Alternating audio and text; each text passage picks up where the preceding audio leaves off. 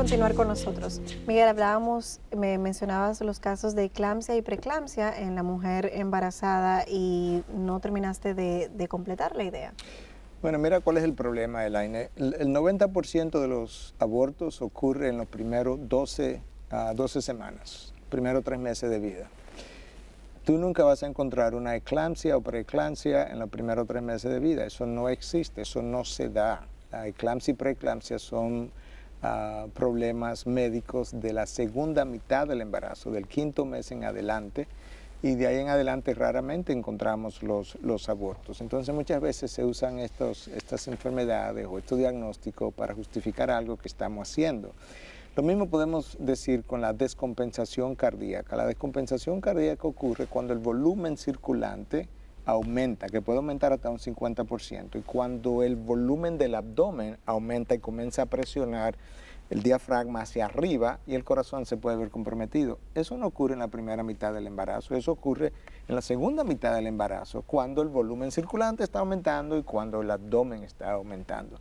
Y el 90% ocurre en los primeros 3 meses, lo que te dice que el 90% de los embarazos no son por descompensación cardíaca potencial ni son por eclampsia y preeclampsia. Y con relación a la violación, menos de un 1% de los abortos es el resultado de violaciones reales. ¿Eso es a nivel de Estados Unidos? Estudios internacionales en múltiples países. Menos de un 1%, en algunos alcanza un 1%.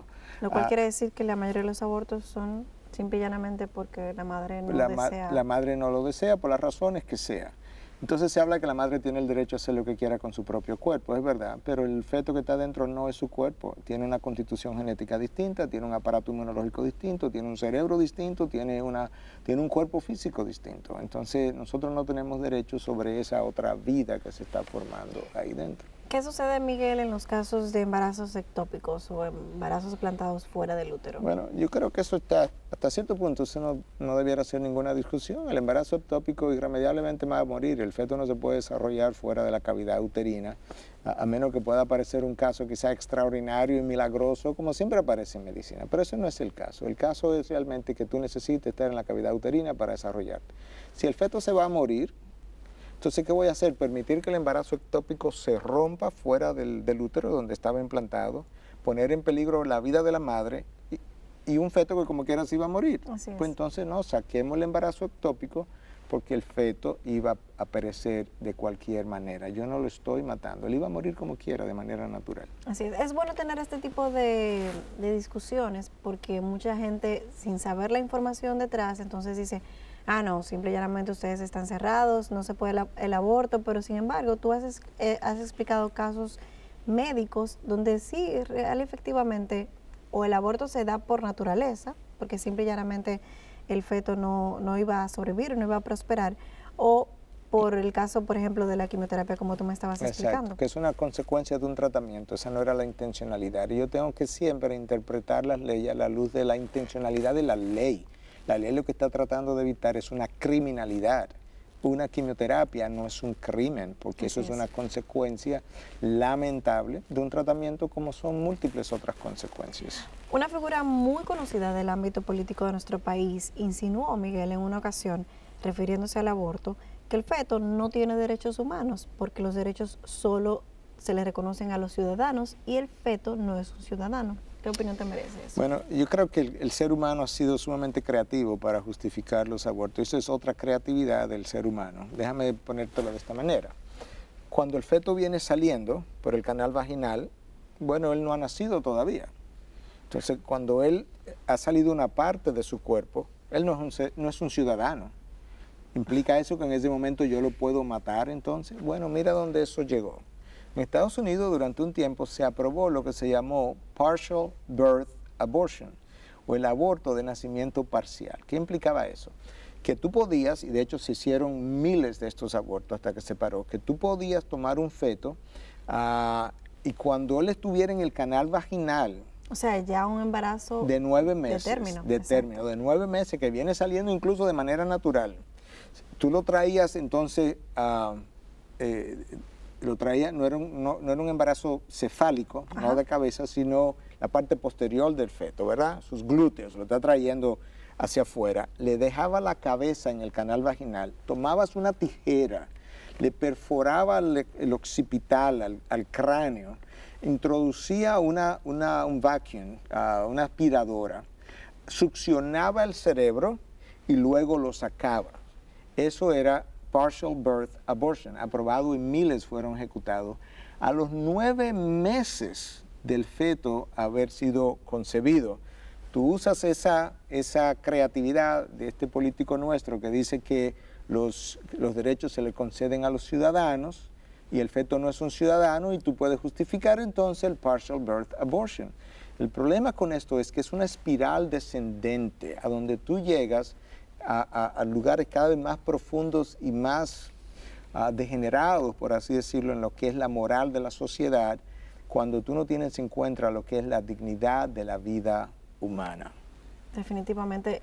Miguel, la Suprema Corte de Justicia del Estado de Texas en los Estados Unidos decidió legalizar el aborto el 22 de enero del año 73, aludiendo al hecho de que la prohibición del aborto violaba el derecho constitucional a la privacidad de la mujer. Y desde entonces, más de 40 millones de seres humanos han sido abortados.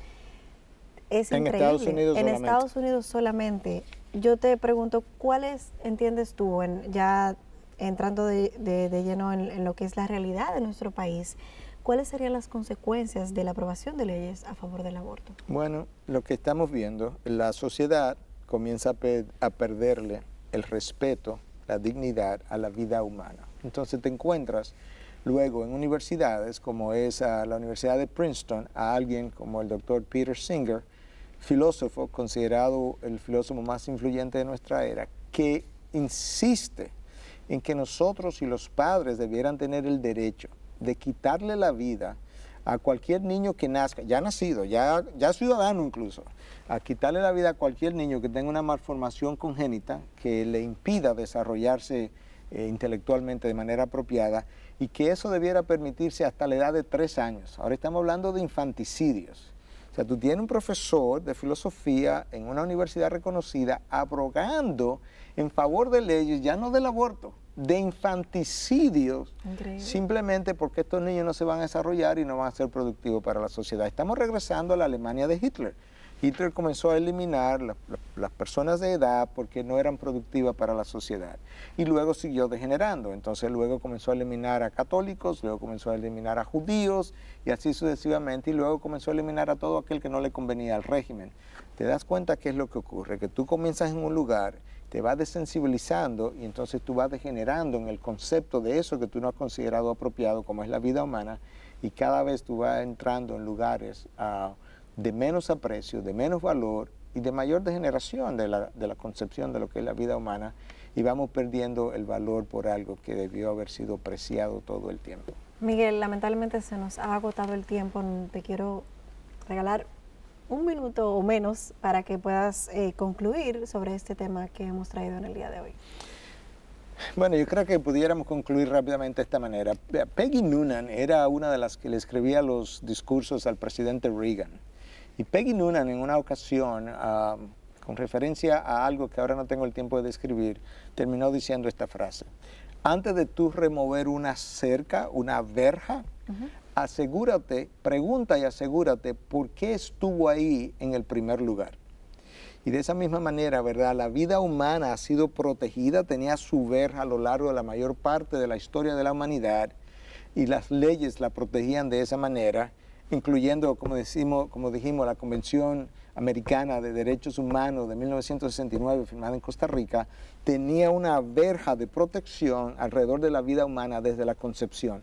Antes de nosotros remover esa verja, preguntémonos por qué fue puesta ahí en el primer lugar. Porque lamentablemente nosotros hemos comenzado a ver en las expresiones de este doctor Peter Singer qué es lo que nos está ocurriendo. Nosotros vamos camino a la Alemania de Hitler y quizás camino a las a las épocas primitivas donde la vida humana no tenía ningún valor y los niños eran abandonados incluso en ocasiones en zafacones, porque se le consideraba prácticamente un objeto de utilidad que tú lo eliminas cuando no tienen utilidad. Hacia ahí vamos. De manera que yo quería cerrar con esa nota de observación o de llamado de atención. Muchísimas gracias por haber traído este tema y por haberlo compartido con nosotros, no solo desde el punto de vista teológico como pastor, pero también como médico. Gracias a ti y ojalá usted pueda reflexionar detenidamente acerca de todo lo que hemos dicho y vamos a tratar de repetir estos programas, el anterior y este, para aquellos que no lo pudieron ver o que están interesados en verlo de nuevo. Riegue la voz para que otros puedan instruirse y tomar decisiones más concienzudas. Así es. A ustedes, amigos televidentes, recuerden visitar nuestra página en internet, la dirección integridadysabiduría.org. Gracias por haber estado con nosotros. Hasta la próxima.